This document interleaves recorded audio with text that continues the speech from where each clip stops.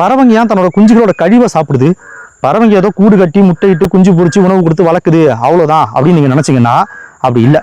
இதை நீங்க தெரிஞ்சுக்கும் போது இந்த தகவல் உங்களை வியப்புல ஆழ்த்தும். முதல்ல அந்த கூடு கழிவுகளால நிரம்பிடக்கூடாது, அதை அவாய்ட் பண்ணும் அப்படின்ற நோக்கத்துக்காக அதுங்க சாப்பிடுது. அதை விட முக்கியமா அந்த பறவை குஞ்சுகளோட கழிவுகள் அந்த கூட்டுக்குள்ளேயே இருந்துச்சுன்னா அது நிறைய இன்ஃபெக்ஷனை காஸ் பண்ணும், பாக்டீரியாஸ் வரும், அதுல பூஞ்சைகள் வரும்.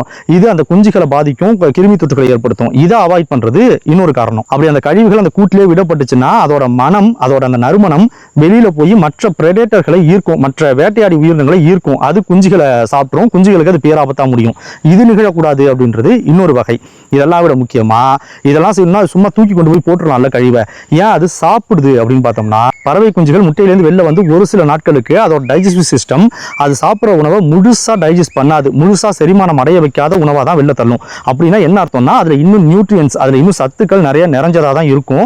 அது அப்படியே அது கழிவா கொஞ்சம் சத்துக்களை மட்டும் எடுத்துட்டு வெளியேற்றும். அந்த சத்துக்கள் வீணாகிட கூடாதுன்றதுக்காக தான் அந்த பெரிய பறவை அதை சாப்பிடுறது. ஆனா கதை இதோட முடியல. அப்படி தாய் பறவை அந்த ஃபீக்கலை சாப்பிடணும் அப்படின்னா, அந்த கழிவை சாப்பிடணும்னா அந்த குஞ்சு அந்த கழிவை ஒரு திரவ நிலையில வெளியேற்றிருச்சுன்னா கண்டிப்பா சாப்பிட முடியாது.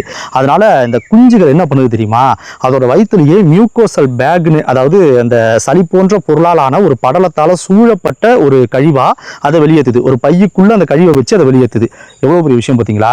அப்படி சுலபமா அந்த பையுக்குள்ளேயே அது வரதுனால அதை சிந்தாம செதறாம கூட்டுல எங்கேயும் பற்றாம அப்படியே அந்த பெரிய பறவையால அதை விழுங்கிட முடியும். ஆனா எப்போதும் அதை சாப்பிட்டுக்கிட்டே எல்லாம் இருக்காது.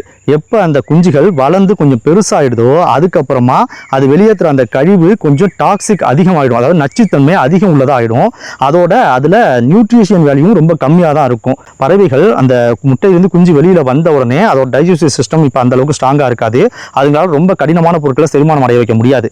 அப்போ என்ன பண்ணுதுன்னா பெரிய பறவைகள் ரொம்ப கடினமான உணவை கொடுக்காம புரோட்டீன் அதிகமாக இருக்கக்கூடிய அதே நேரத்தில் கூழ் மாதிரியான இல்லை ரொம்ப சின்ன சின்ன பூச்சிகள் சுலபத்தில் செரிமானம் ஆகக்கூடிய உணவுகள் இப்படி கொடுக்குது. சில பறவைகள் என்ன பண்ணுதுன்னா அந்த உணவை அப்படியே அதுங்க விழுங்கி பார்ஷியலி டைஜஸ்ட், அதாவது பாதி அளவு மட்டும் டைஜஸ்ட் பண்ணதுக்கு அப்புறமா அதை திரும்ப வெளியேற்றி கூட்டுக்கு வந்து திரும்ப வெளியேற்றி அதை குஞ்சுகளுக்கு ஊட்டி விடுது. இப்போ அது ஏற்கனவே செரிமானமான ஒரு உணவுன்றதுனால குஞ்சுகளுக்கு அது செரிமானம் பண்ணுறது இன்னும் சுலபமா இருக்கு. இன்னும் சில பறவைகள்லாம் க்ரோப் மில்க் அப்படின்னு சொல்லுவாங்க, அதை ஊட்டுது. இப்போ அந்த குஞ்சுகள் கொஞ்சம் கொஞ்சமா வளர வளர இன்னும் அதிகமான இன்னும் கொஞ்சம் திடமா உள்ள அந்த மாதிரி உணவுகளுக்கு மாறுது. பெரிய பெரிய பூச்சிகள், அப்புறம் விதைகள், பெரிய பழங்கள், இந்த மாதிரியான விஷயங்கள்லாம் கொண்டு வந்து கொடுக்க ஆரம்பிக்குது. இப்படி கொடுக்கும்போது அந்த குஞ்சு இன்னும் கொஞ்சம் நல்லா வளர்ந்துருக்கு இல்லையா, அதனால அதோட டைஜஸ்டிவ் சிஸ்டமும் அதோட செரிமான மண்டலமும் இப்போ கொஞ்சம் வலிமை அடைஞ்சிருக்கும். அதனால அது முழுசாவே கிட்டத்தட்ட செரிமானம் அடைஞ்சிரும். அதே நேரத்தில் அந்த வித்தியாசமான ரொம்ப பல்வகைப்பட்ட உணவுகளை கொடுக்கும்போது அதுல நச்சுத்தன்மை உருவாகிறதுக்கு வாய்ப்பு இருக்கு அதோட கழிவுல. அதனால இந்த நேரத்தில் அந்த பெரிய பறவை அந்த கழிவை சாப்பிடாம அதை அப்படியே எடுத்துக்கிட்டு தூரமா எங்கேயோ பறந்து போய் அதை அப்படியே போட்டு போயிடும். என்ன ஒரு ஆச்சரியமான விஷயம் இல்ல? இப்ப சொல்லுங்க, மனிதர்கள் மட்டும் தான் அறிவாளிகளா?